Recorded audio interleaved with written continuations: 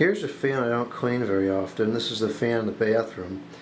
I'm going to clean it today because it sounds like it's not running very well, and from the looks of the screen behind it, it's quite dirty.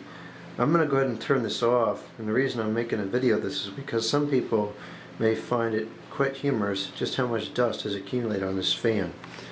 So I'm going to go ahead and unplug it here.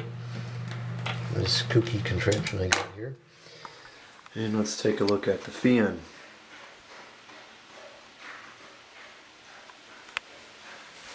Actually, no, it's not nearly as bad as I thought it was. That's the source of the problem. Look at how much dust is accumulated on there. I wish this would focus better.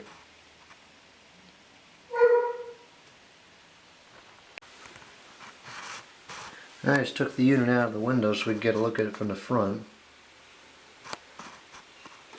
And give that a clean, and this is awful too. Look at that. Ugh. No wonder why it wasn't working too well. Well, it's not perfect, but it's much better than it was. At least now the air has a chance of getting outside. Let's go ahead and turn this thing on and see how it sounds.